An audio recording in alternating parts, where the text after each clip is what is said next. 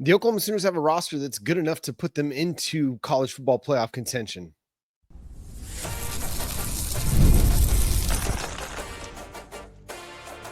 You are Locked On Sooners, your daily podcast on the Oklahoma Sooners. Part of the Locked On Podcast Network, your team every day. What's up, Sooner Nation? Welcome to a bonus edition of Locked On Sooners. Thank you for making Locked On Sooners your first listen every single day. Shout out to all the everydayers out there. Tune in and subscribe to the show wherever you get your podcasts. We're part of the Locked On Podcast Network, your team every day. Going to talk about college football playoff expansion. Should it expand further than the 12 teams that it's currently at, or should it stay at 12? We'll discuss that in the second segment. But first, we've got to react to what Josh Pate said in his SEC Media Day recap. I'm John Williams. You can follow my work over at Sooners Wire, and you can follow me on social media at John 9 Williams. Jay, you can follow him at Unfair Sports and go check out his channel covering all things college football over at Unfair Sports as well.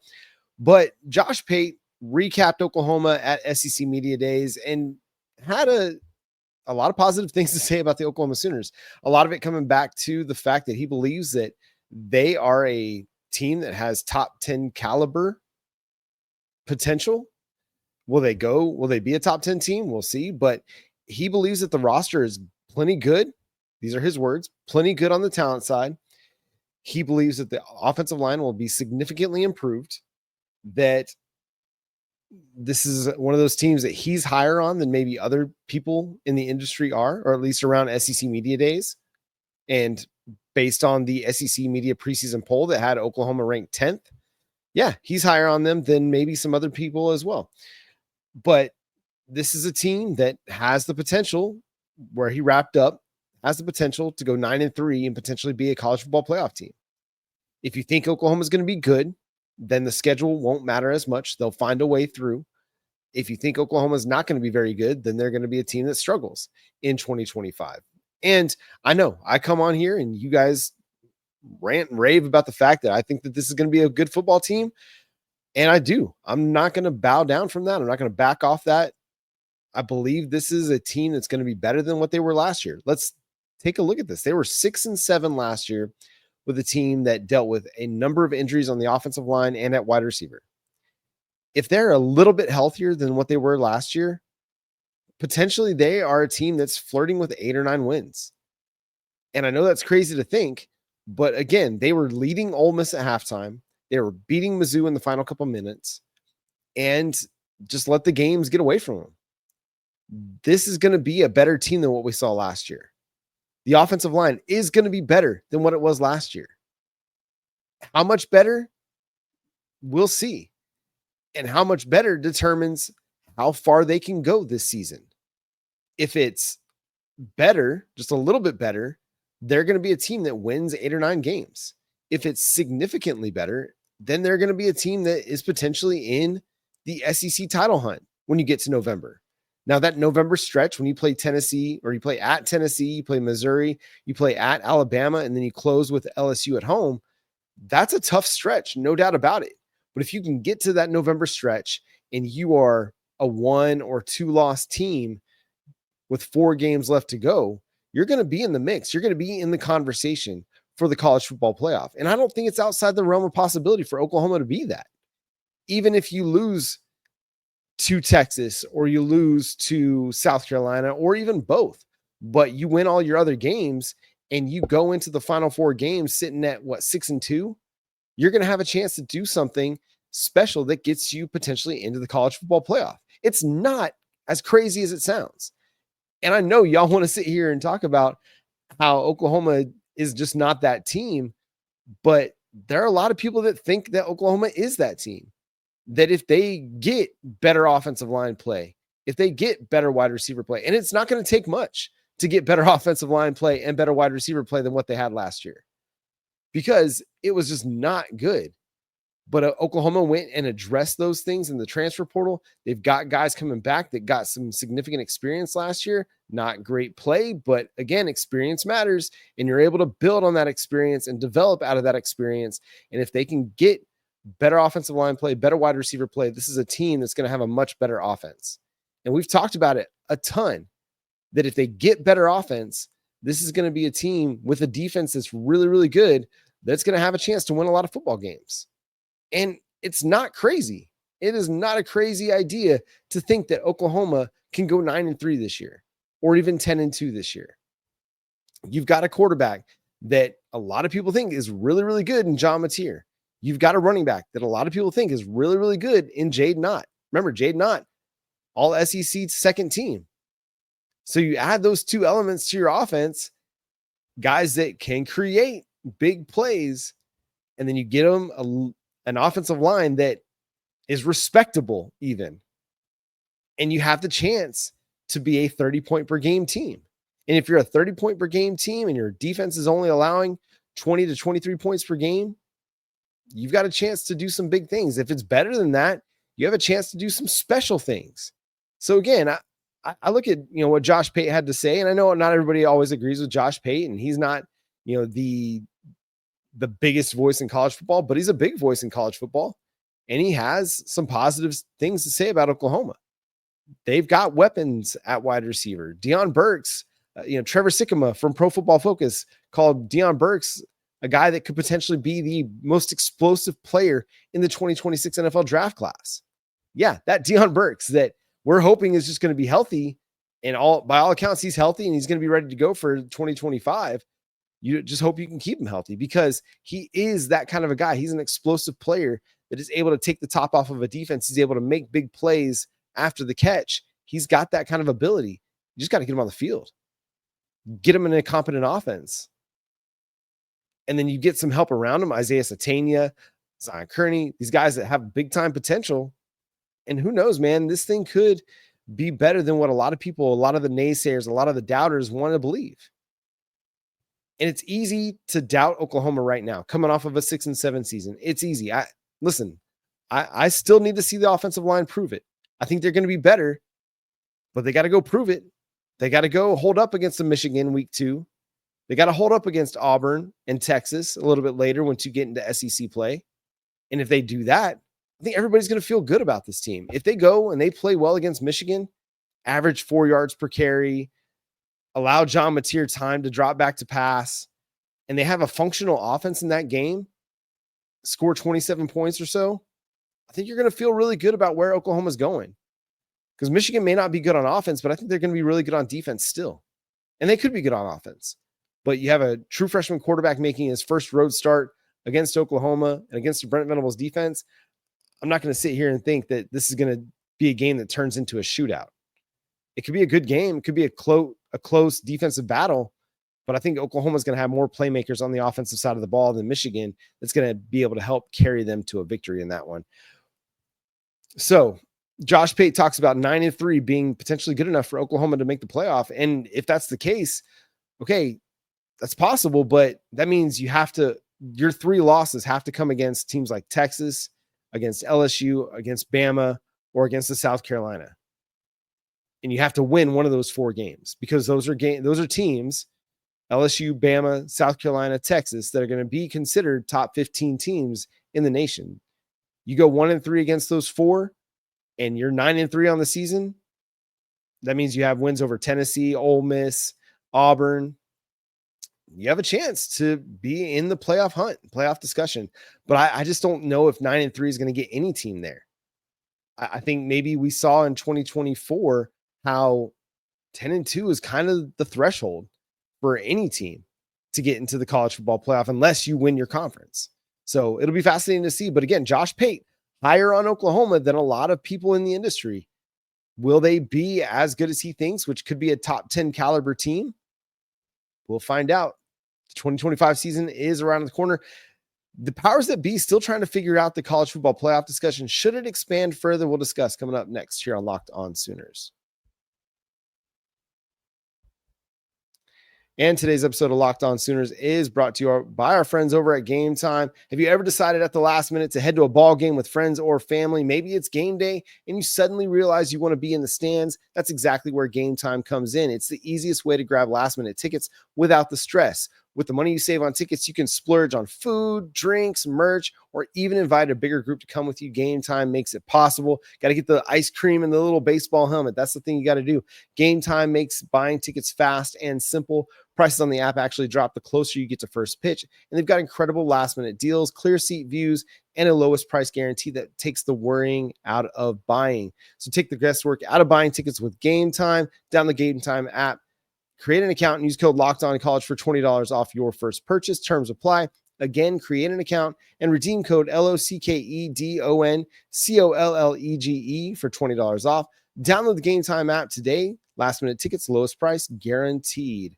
We're also brought to you by Monarch Money. Ever wish managing your money felt easier? With Monarch Money, it can. Whether you're growing your savings or planning a big purchase, Monarch puts you in the driver's seat. It's like having your own personal CFO, giving you full visibility and control over your finances. Monarch Money is more than a budgeting app. It's a complete financial command center. You can track all your accounts, investments, and spending in one place. So in addition to managing your money, you're also building wealth. It helps you to track all your spending so you can see, hey, are you spending too much on subscriptions, on entertainment, on food, on dining out? Monarch Money helps you categorize everything so that you know where you might be able to save a little bit, maybe cut a little bit of spending. So go check out Monarch Money. Take control of your finances with Monarch Money. Use code LOCKEDONCollege at monarchmoney.com for 50% off your first year. That's monarchmoney.com, code LOCKEDONCollege for half off your first year over at monarchmoney.com. Thanks again for making Locked On Sooners your first listen every single day. Shout out to all the everydayers out there tuning in and subscribe to the show wherever you get your podcasts. We're part of the Locked On Podcast Network, your team every day. In this bonus episode, we're talking about what Josh Pate had to say about Oklahoma's chances of making the college football playoff, how he's a little bit higher on Oklahoma to make the playoff. And another big topic of discussion across the college football landscape is the future format of the college football playoff. We've been at 12 teams for 1 year, one season. We've been at 12 teams and they're already wanting to expand to 16. Now, this is all a money grab by the networks, by the conferences, by the programs, because the more college football playoff games that you have in your inventory, the more that you can sell to the networks, the more games that the networks have, the more ads they can sell. And I think eventually we do get to 16 teams, but I don't know if we should go to 16 teams. I think the 5 conference champions getting automatic bids, being the 4 Power 4 plus the highest rated non-Power 4 conference champion getting automatic bids, and then 7 at-large bids, I think that's a really good number. No matter what, whether you're at 12, 14, or 16, you're always going to have arguments about the next 2 to 3 teams that didn't get in the playoff that should have. There's always going to be that debate, always going to be that discussion. We had that discussion with the 4-team playoff regularly. So you're always going to have that. No matter how many teams you have in the playoff discussion, there's always going to be 2 or 3 teams that felt like they got left out. That's just the way it goes.